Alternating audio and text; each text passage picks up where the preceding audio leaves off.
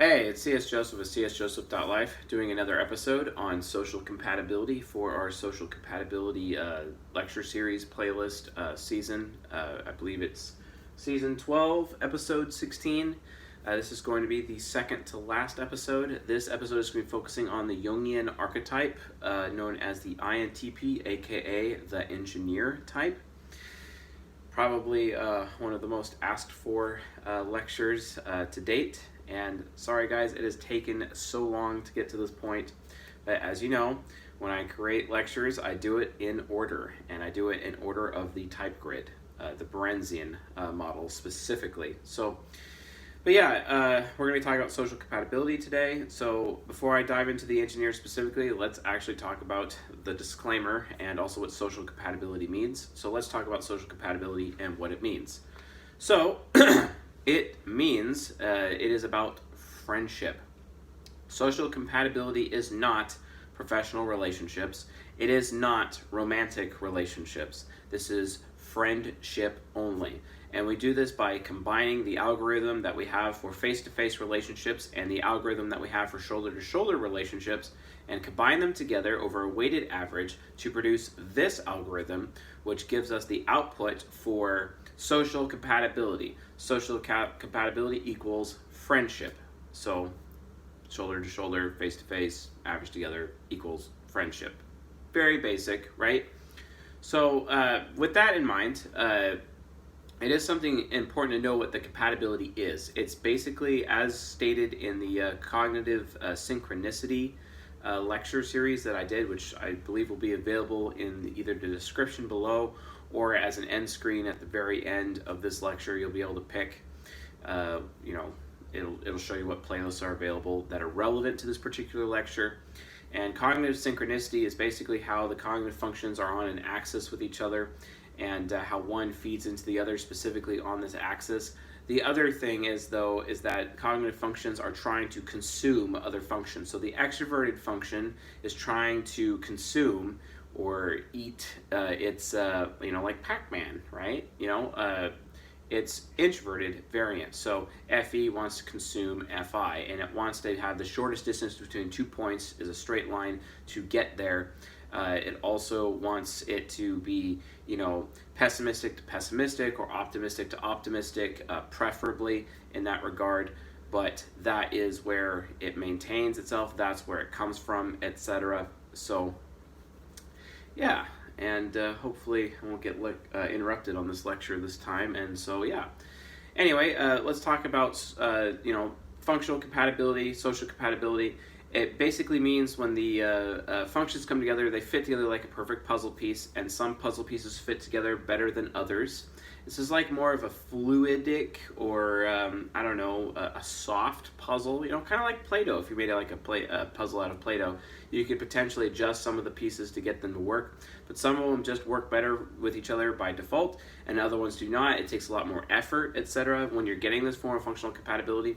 So based on that, what is functional compatibility is not camaraderie, and for some reason people think that socionics and their version of compatibility is the actual standard for compatibility between the types, because then they talk about duality being the highest for the types, which is wrong. It's actually the lowest functional compatibility according to cognitive functions, but it is the highest in camaraderie, as we are going to see today with the INTP. So remember, it's not the same. Why is camaraderie important? It's because, mentally speaking, our race, in order to survive, it has to work together with other human beings to be able to team up and tackle various challenges together and, develop tribes, develop cities and communities and nations in order to thrive together, because we can't really thrive alone. Human beings require relationship to be able to move forward. Camaraderie means is that you could actually technically have relationships with types that you're not very compatible with. That way you could still survive or they could still survive. And that's usually because you have similar traits to each other. Similarity does not equal compatibility. Complementary equals compatibility. Just remember it that way, but similarity is not the same. So if you're an SI user and this person is an SI user, you're not compatible. You have camaraderie, though, because you kind of see things from the same point of view, right? And that could be super useful. For example, Steve Jobs, he's an ENTP, and you have Steve Wozniak, he's an INTP. Do not have any functional compatibility whatsoever, but they are super high camaraderie, and as a result, they are able to create Apple together as very, very good friends. Just understand that functional compatibility, friendship compatibility is not the same as friendship camaraderie. It is completely different. Camaraderie could be like two SFJs, one's introverted, one's extroverted. SFPs in the same way. It could be people with the same interaction style. It could be the same people. It could be the people with the same temperament, etc. Those are examples of camaraderie, but they do not necessarily mean compatibility. As far as relationships go, especially friendships, even romantic, even professional relationships, it is better to have higher functional compatibility in the long run, because once you have super high functional compatibility, your relationship can get super, super deep. And having a deeper relationship brings additional meaning. It makes it a lot easier to work with each other. You're able to get more done. You're able to accomplish more. You become more effective, both of you as human beings, as a result. And that is, where that goes. Having super high camaraderie, that's a different direction. It's more focusing on improvement, self-improvement, improving others, challenge. It provides challenges to other people. It helps them grow. It helps them reach developing their inferior functions, for example, because while they're can be opposites or very, very, very similar, it's like, oh, you can look at that one person and be like, wow, he's way better than me. I should probably learn from that person. It's about a learning apprenticeship versus mentoring kind of relationship where people can be taught as a result of camaraderie, right? So camaraderie can just basically lead to the other person being a better them and you being a better you as a result of having that camaraderie relationship, right? So that's it for the disclaimer and the explanation as to what social compatibility is. Remember, this is not romantic. This is not professional, okay? This is just friends, okay? This is friendship compatibility, all right? We'll get to the romantic stuff and the professional stuff a bit later down the line of these lecture series. Fair enough. So, anyway, with that being said, the INTP. So let's talk about the INTP archetype. It is behind the scenes, so its interaction style is informative, and it is responding, and it is control. Informative means it always tries to be informed and inform others. It's not necessarily direct, which means what the informative person says can change depending on the context of what's being said. Instead of say what you mean what you say, that is a more direct way, whereas the informative preference is just to inform you. And that is what I am doing here on these lectures. I am informing you. And for some reason, some guy named the Extraordinary Man thinks I'm an ENTJ still, but I'm sorry, ENTJs are direct, and I'm an ENTP, and I'm informative because I'm informing you. You know what I mean? I got lots of words, and what I say, and people get confused on my meaning sometimes, well, yeah, that's because, context is king in the informative land, right? And of course, INTPs are very responding. They like it when people come to them for information. Oh, they value me so much, so they come to me and ask me for my opinion. That kind of thing, right? It's all about being in a position of responding instead of a position of initiating. I am very initiating because I am an extrovert, for example, but the INTP is the introverted form of the NTP, and I'm an NTP, right? So it is different. They prefer to respond. I prefer to initiate with other people. That's the difference. And because they respond, they like solitude. Because I initiate, I like to extrovert and be around people. Don't forget, one person or two people equals introversion, and 3 and above equals extroversion. That is the difference between those two there. And then we have control versus movement. INTPs are control, so they go at their own pace. They take their own time. They take their time.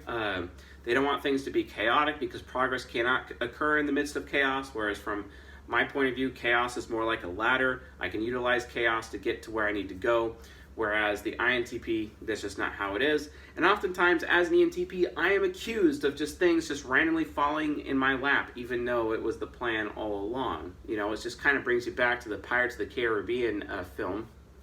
Or is it Caribbean? I don't know. Regardless, Captain Jack Sparrow, right? Even though he didn't have a ship, the soldier's like, do you think he makes it up, or is he playing it all along? That kind of questioning, that's literally the difference there, because, an INTP, although it can look like things fall in their lap, it's just because of their overwhelming faith, but they do it in a controlled manner, For me, it's very chaotic, it's very movement, it just looks like I make it up as I go, and things just magically fall in my lap, and I must be the luckiest human being on the earth, when in reality that's not the case. Actually, everything is thought about ahead of time, and even if it has to be a few seconds ahead of time in real time, or many, many months and years in advance, either way, I can get to where I'm going, and that's just the difference between NTPs, for example, for this model. So because the structure is separated into 2 or 3 sections. So the first section is I'm going to be talking about the list of what types and what order that they're compatible with the INTP. Then I'm going to be talking about the 4 types that are the least compatible functionally with the INTP, and then I'm going to be talking about the 4 types that are the most compatible, and we'll get to go in that direction there. So for those of you listening on the podcast, it is important that you tune in at this particular moment, because I will tell you exactly what types are now compatible with the INTP reading off the whiteboard. So NJs are highest, SPs second highest, NPs third highest, and SJs at the bottom. And zooming in, we have NTJs at the top, SFPs, NFJs, STPs, STJs, NFPs, SFJs, and NTPs at the bottom, with the full list of the 16 types in order of social compatibility, aka friendship compatibility for those of you on the podcast, and the order goes like this. First is ENTJ, second is INTJ, third is ESFP, fourth is ISFP, fifth is ENFJ, sixth is INFJ, seventh is ESTP, eighth is ISTP, ninth is ESTJ, 10th is ISTJ, 11th is ENFP, 12 is INFP, 13 is ESFJ, 14 is ISFJ, 15 is ENTP, that's me, and 16 is INTP, like their own type, for example. And that is the order of all 16 types for the INTP according, to friendship or social compatibility. So those listening on the podcast could actually hear that, and there you go, there's the list. So with that being said, we will now begin with the bottom 4 types that are compatible with the INTP, and then work our way up from there. So here we go. So we have INTP and INTP. Wow, this is really great. If you've ever had the pleasure of watching an INTP versus an INTP conversation, it is fantastic. It's literally that moment where you just want to start doing popcorn emojis all over the place, especially if they're on Discord or something. And you're holding up your popcorn, and you're just that whole Michael Jackson almost look, with just stuffing popcorn in his face. That meme as well. I mean, that's perfect at this point, because it is very explosive and it is very hilarious. I find it very endearing and awesome, and I just have no choice but to watch these two NTPs duke it out, because it goes like this. Well, I'm worried you're stupid, and well, no, you're stupid. And you are the most unmotivated person I have ever met. And what are you talking about? You are the most unmotivated person you've ever met. And you're the clumsiest person I've ever met. Look who's talking. You're super clumsy. I mean, look at those food stains on your shirt. I mean, are you even paying attention to what you're doing when you're eating? Well, you're one to talk. I mean, this goes on and on and on and on. Or it's I don't even know if you're a loyal person. What are you talking about? I'm the most loyal person you've ever met. No, I'm actually more loyal than you are, because I have no idea whether or not you're loyal, because I'm only aware of how loyal I am, And I'm worried you're stupid, and you never let me do what I want, And it's well, yeah, because why would I ever let someone like you do what you want? I mean, I don't think you're even responsible or even capable of wanting the right thing, right? Or I'm way more supportive than you are. No, I'm more supportive than you are. Why do you never give me any recognition? Well, why do you never give me any recognition? And it's just this giant covert contract that they have between each other. And it's well, you're not meeting my needs. Well, you never told me I had to meet your needs. In fact, not only did you not tell me that I had to meet your needs, but you never even told me how to meet your needs. So how is it possible for me to meet your needs? And it's well, why should I bother to state that to you, fellow INTP person? Because, if I'm going to do the time, I may as well do the crime. And yeah, you're right about that. In fact, I'm going to do the crime right now, because you're obviously putting me in timeout. So, and then it just escalates and escalates and turns into rage. And then you find hammers in each other's skulls, and it's just an absolutely great fireworks display of rage. And I find it hilarious when I watch those situations. And do not get between two INTPs when they're duking it out, if you know what I mean. I don't recommend that. So, INTP versus INTP, Not cool. And then we have the INTP versus ENTP interaction. And you know what? This actually can work. This is super mega high camaraderie. Two NTPs, they actually really understand each other. The thing is, though, are they functionally compatible? Are they something that could be super deep friends over time? Not from a functional friendship compatibility standpoint. They can from a camaraderie standpoint. This is excellent for a camaraderie relationship. Again, this is the Steve Jobs, Steve Wozniak combination, which is why we have Apple today, which is why I even remotely am even able to converse or do a lecture on this today, because guess what? I am shooting these lectures with an iPhone 7. Thank you, Steve Jobs, even though technically he'd probably, like, I don't know, be rolling in his grave with kind of what Apple's been up to recently. Hashtag stylus, really? Anyway, so the INTP and the ENTP, this is the relationship here. Very similar to INTP thing. It's like, the ENTP's like, you are like so impossible to motivate, or I'm worried you're stupid, or you actually are stupid, or you're not loyal enough, I can't count on you, you're not reliable, you are the most immoral person I've ever met, you are the most uncaring person I've ever met. What makes you think you're so smart? Well, because you never do anything that's remotely intelligent. You're the most soulless husk of a human being I've ever met. Those are the kinds of things that can come out in an NTP versus NTP relationship, similar to INTP on INTP. And it's because NTPs can become very super competitive with each other, and it's all about who's smarter than who. And oftentimes when I find myself in the presence of INTPs, you know, when I was younger, I would compete with them all the time to just prove who's smarter, and it was just this huge dick comparing contest. Don't recommend it. So what I do instead, I already recognize that TI Hero is actually technically smarter than me, to be honest, and I let them know that. And I respect the TI Hero as such, but I also make sure that they respect the NE Hero and know that I can see things way before they can. And I can predict things way before they can.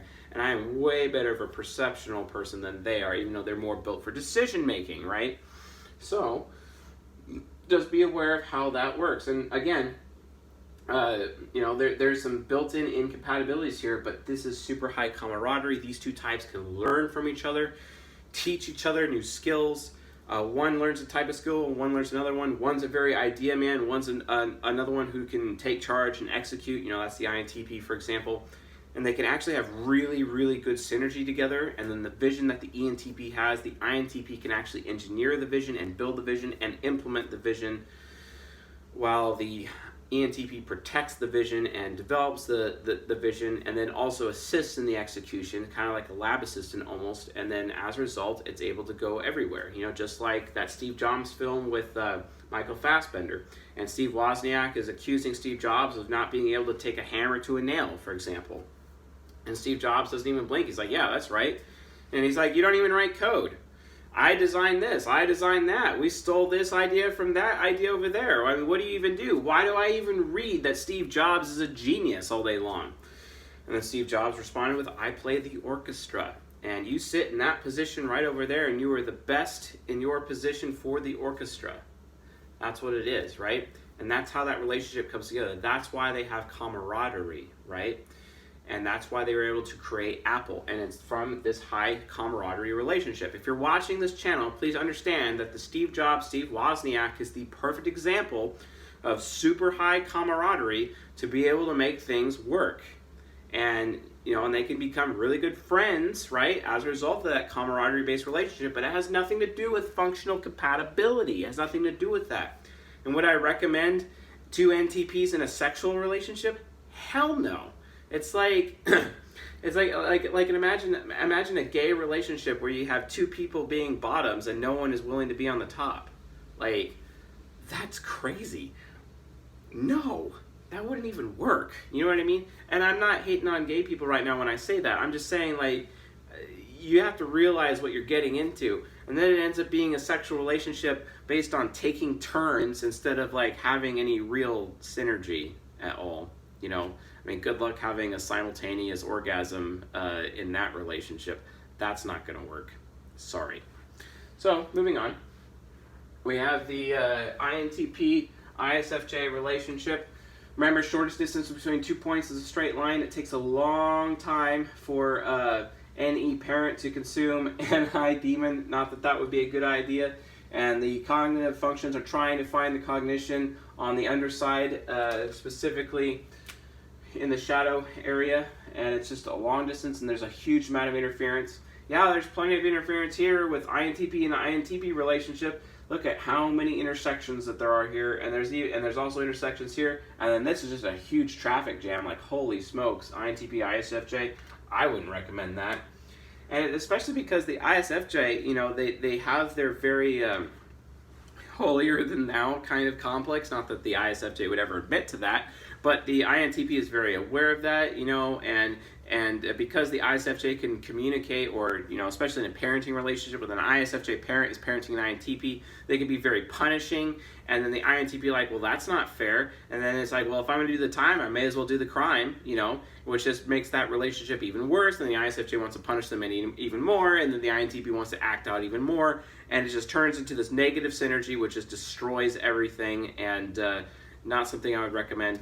I actually know an INTP who has an ISFJ father, and that ISFJ father beat him all the time with a belt because, you know, he just didn't understand, or he was not righteous enough, or he did not, or, you know, it's just punishment after punishment after punishment.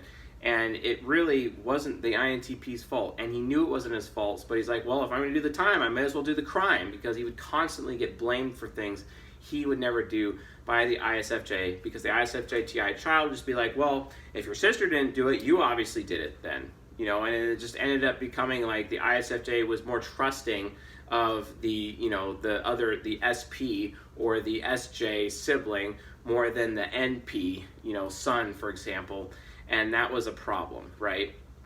And it really shows you here is that these functions just do not match up with each other. They're not able to get what they're looking for. There's super high interference. There's a lot of static there. Remember, our minds are like radios. All the cognitive functions are different spectra or channels or which you could tune into, and they're trying to find the other side, you know, to be able to transceive information, send and receive information all the way across, and they're just not able to do it because it is absolute chaos right here, and the interference is huge. And guess what? It's very similar when you look at the ESFJ type, you know, the INTP ESFJ. Super high camaraderie, probably the highest camaraderie. I know I said, you know, NTP camaraderie is pretty huge, but this is actually technically larger. But again, shortest distance between 2 points is a straight line. You have TE demon trying to talk to TI hero. That's going to work, right? The hero is not going to have anything to do with the demon. And it's the same thing going across. And the trickster, you know, is the parent, you know, the ESFJ. Oh, I'm going to show you really good experience, ESFJ. And the ESFJ is like, you just dropped everything and you dress horribly and I'm an elitist and you're a degenerate and I'm going to look down on you forever type of thing. And the INTP is like, well, fine. If I'm going to, you know, do the time, I may as well do the crime, right? And then totally gets all in the ESFJ's face, and it can get pretty violent. You know, the INTP's like, but it's hilarious. I've literally seen an ESFJ wife tell her INTP husband in front of his coworkers to his face saying, I am so much smarter than you. What? An ESFJ saying that to an INTP? I have seen it with my own eyes, and they literally believe this. This ESFJ, she literally believed it, that she was smarter than the INTP, and everyone in the room is just like, whoa, whatever, that is like way far out, you know. And I've seen the INTP respond with, okay, well, if you're so much smarter than me, then why am I way more caring than you? And we were like, whoa, telling an ESFJ that they are heartless or not as caring as the INTP. And that's what it becomes. It becomes a competition between the subconscious, right? Because the INTP believes that they're a better carer or caregiver or caretaker or whatever than their ESFJ friend or whoever they're close with in their family or who knows what role they are. And the ESFJ is the same thing. I'm a better INTP than you are. And it just turns into this huge competition. And it's just absolutely horrible. And the interference is super high here. Look at all these intersections. It's just absolute total madness. I would not recommend this at all for a relationship with a INTP. Because, you know, remember, the further down you are in social compatibility here, the more shallow the relationship is, the more at a distance or shoulder length the relationship is. Whereas the higher you go, the higher chance or propensity you have to have a deep, meaningful friendship with this person, the higher you are as an INTP, which is what I recommend.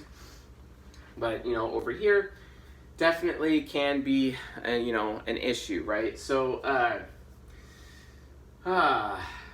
so yeah, we're gonna start on the top. So this is the final section of this lecture, and we're gonna be talking about the 4 types that are the highest functional compatibility with the INTP, since we just did the lowest ones. And the highest one is the ENTJ, which is awesome, absolutely awesome. It's really interesting because, romantically speaking, you do not often see INTPs getting with ENTJs, even though they have the highest compatibility overall, including sexually, right? They have super high compatibility in that regard, but you just don't often see that. ENTJs end up with ISFJs, actually, more than they do INTPs, at least in first world culture, as far as we know.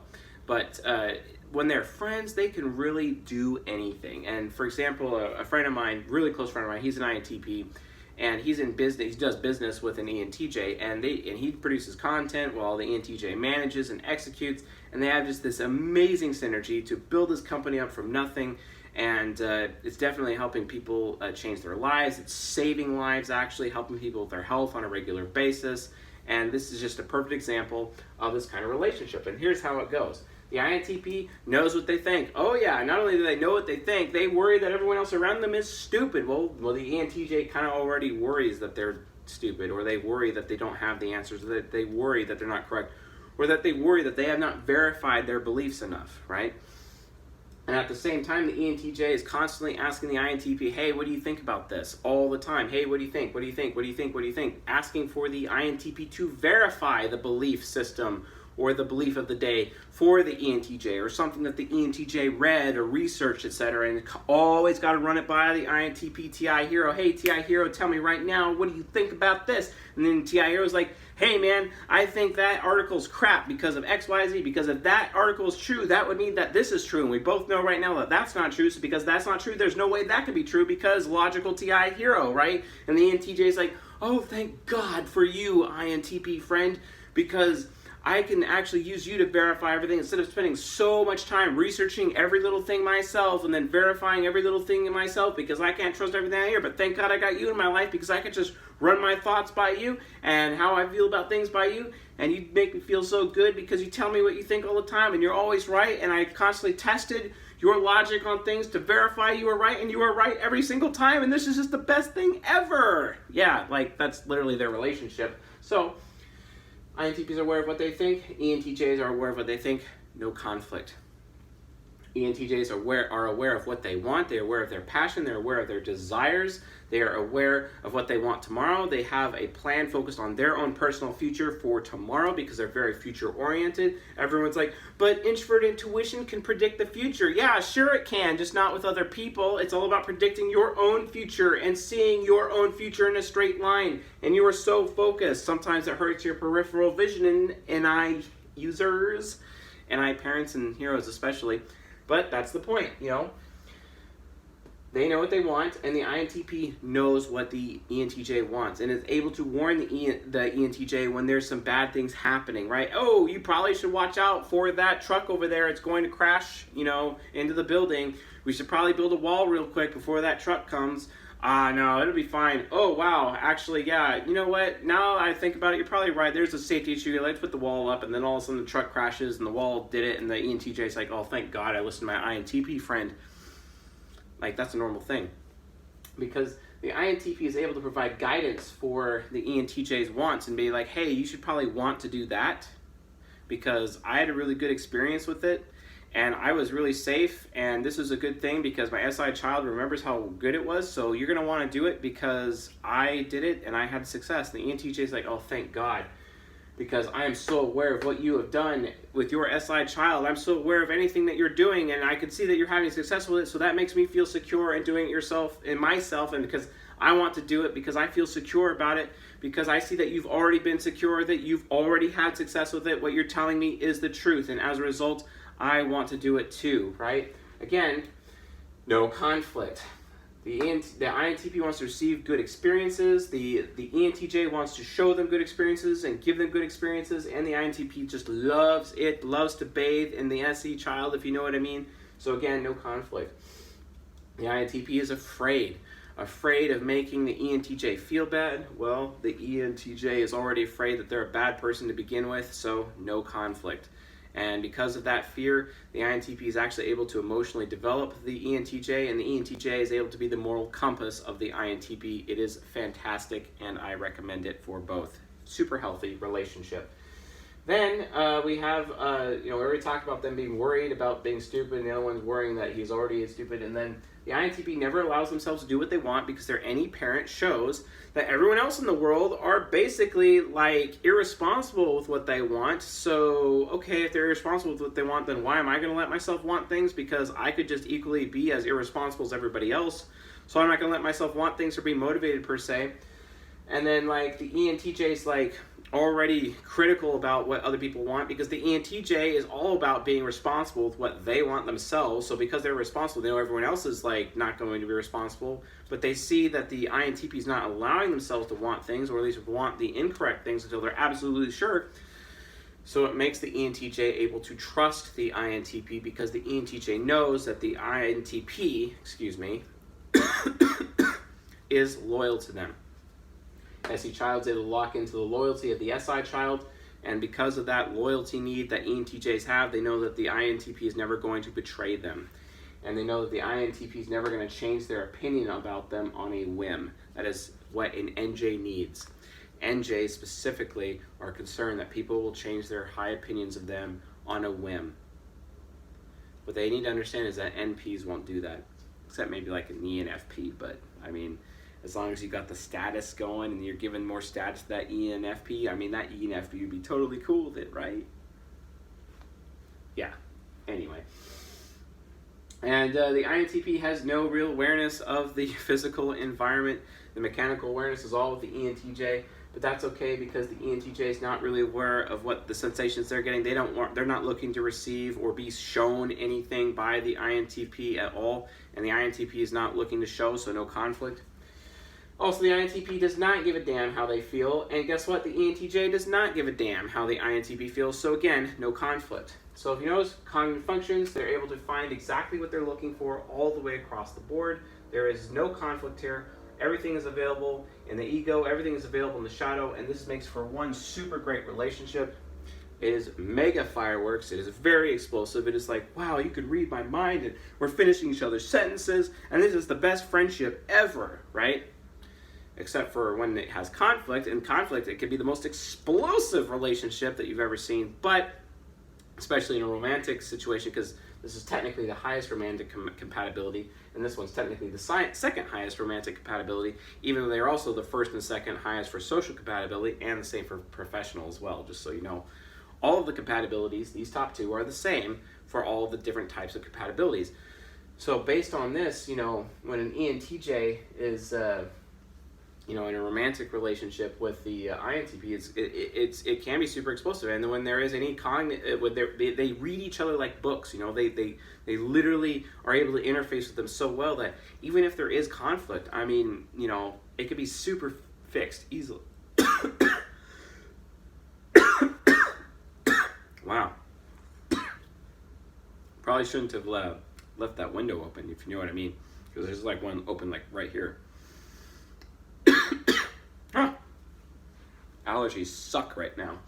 Anyway, INTP and INTJ relationship, literally the exact same as what we've just described with the ENTJ, except the difference is that there's built-in humility and built-in respect into this relationship. Some have argued that the INTP-INTJ relationship is actually stronger and actually better than the INTP-ENTJ relationship because there can be a little bit of conflict there because these two can compete with each other at times, and there's a lot less competition on the INTP-INTJ side, but they do not have as deep integration. But the integration is super high anyway, and that built-in humility and that built-in respect that's available with this relationship actually can add to the meaning, because basically these types, the other person in the relationship is the hero. oh, you're my hero. You know, the parent telling that to the hero, you're my hero. I love what you're doing. I love that you're saving the world. And, oh, you're so smarter. You're so much smarter than me, the INTJ says. Or, oh, you're so much more willful and passionate than I am, the INTP says. You know what I mean? Or you're so loyal. I love how loyal you are. And I love that you always know how comfortable you are. And you're always so comfy. And because you're so comfy and so secure, you make me very comfy and secure, the INTJ says. You know? Or, you are the most moral human being I've ever met. I love just how moral you are, Mr. INTJ, because, you know, your moral compass is great and it helps me feel grounded, and I never have to be afraid if I'm making you feel bad because you always tell me how I feel and that how you feel. So that way I know how I feel, and I know if I'm going to be breaking any, you know, social issue around the home, or if I always know what I should do because I always know how you feel, right? And that's the INTP-INTJ relationship, and it works out great. All the cognition available is there within the ego versus the shadow, and all the functions are able to find what they get.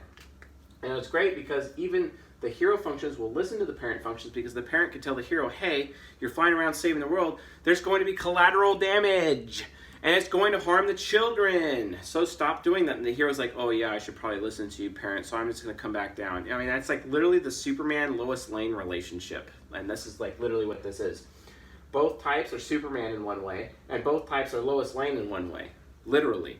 And that's why you have that built-in humility, that built-in respect within this relationship, because it's like, wow, you're so passionate, or wow, you're so smart, you know. And even though the INTJ is like, I'm pretty smart, but you're really, really smart, and I'm really glad that you're paired up with me, and I'm glad that you're my friend, because we can verify, I can so much easily verify all my beliefs with you in the same way the ENTJ does to the INTP, etc., right? So it has super high synergy, it's really good, and because the INTP is super mega comfortable, it causes the INTJ to loosen up, become comfortable themselves, especially in the bedroom. The INTJ actually stops thinking about sex more often and actually is willing to initiate sex more often because of how comfortable the INTP is, and they're never afraid in the bedroom because of that, which is super great. And then the INTP never has social anxiety because the INTJ is around, because the INTJ is able to give a good experience to other people, help the INTP dress and have fashion sense, and go to all the parties and whatnot. And also the INTJ is like just sometimes just starts to feel, well, we kind of should probably leave right now. I'm really tired. And then the INTP is like, oh, thank God he's tired, because that means we can go home now and not have to deal with this crap anymore, for example. Takes away the social anxiety. The moral compass is there. The INTP is able to always ask the INTJ how they feel, and that gives them additional information so that the INTP knows how to behave, right? And knows what they should do, because the INTP is very dutiful. They are not about what they want, whereas the INTJ is all about what they want. The INTJ is like, I want to give you a good experience. And the INTP is like, yes, I'm so glad that you have super high passion to give me a good experience. I'll receive that experience. Or the INTJ is like, I want to hear what you think. And be like, yes, I'll tell you everything I think. And I'll do it in such a way that makes you feel good about yourself. And the INTJ is like, yay, you don't make me feel stupid. And it's a really good relationship. I highly recommend it. The third one is the INTP ESFP. Now, in first world society, usually the third social compatibility type is actually the highest type in marriage that I've seen for for most types. But for INTPs, I've not actually seen this. I've not seen ESFPs commonly married to INTPs, ESFP, INTP relationships. I have just not seen that. It's not as common, at least personally, anecdotally. I probably statistically, I'm not entirely sure. But it is a great relationship, and it is something I recommend for friends. The parent function is able to interface with the inferior function, and because of that, because the parent functions are super responsible, that's where a person's responsibility exists, they're able to help the inferior functions carefully get over their insecurity, and they end up developing a better relationship, and they end up becoming more capable with each other, and the INTP is able to develop even more of their, get out of their social anxiety, and the ESFP is really able to train the SI child and give it training for better fashion sense, etc. The TE child really looks up to the TI hero, the INTP, and the NE parent gives the room and the options available to the ESFP to allow them to want things, so the ESFP is not stuck in analysis paralysis or failure to launch syndrome. It's really nice for the ESFP, and they can have a pretty good relationship as a result. as long as the INTP continues to be patient with the ESFP, and the ESFP is actually willing to listen to the TI hero and give the TI hero its day in court, because it will get its day in court one way or another. And it'll be there nicely, or it will do that with its foot on the throat of the ESFP one way or another. It will tell the ESFP the truth, and guess what? The ESFP, more so than most of the types, along with the ENFP and the ISFP and the INFP, need to hear the truth the most. So that's why TI hero exists, to tell them the truth, and it makes them better people. Fantastic relationship, definitely something I recommend. And like the previous ones, all the cognition is available within the ego and in the shadow for the functions to get what they're looking for. And then the INTP-ISFP relationship, super similar to the ESFP. The difference is that the inferior functions are now interfacing with the hero functions. Now, yes, this can lead to awesome self-development and getting these two functions, the FE and TE inferiors, into a mode where they are aspiring and super aspirational, and that would be totally awesome, right? That would be totally dope. The problem is, if any one of these two types is lacking in maturity, the super high weight of the hero functions could actually crush the inferior functions, which could lead to bitterness, resentment, hatred in this friendship, and they may decide to not be friends at all and be super repulsive and repulsed from each other, specifically because of the power of their heroes, because the INTP is being silently judged by the ISFP's FI hero all the time, and the INTP is aware of it, and they hate it, and the INTP never feels good enough, and is never getting enough recognition from the ISFP, because it's like, all my support for the ISFP is barely understood, it's barely accepted, or he's not aware of it, or at the same time, the ISFP walks around believing that the INTP thinks that they're stupid, right? So how do you solve this problem? You solve it by communicating, right? You just have to communicate with each other, not have any covert contracts. Remember, a covert contract is like, you know, you better scratch my back if I scratch yours, right? Except you don't tell them that that's the deal. You know, contracts like that are perfectly fine, and we do it all the time as human beings, but you have to talk about it.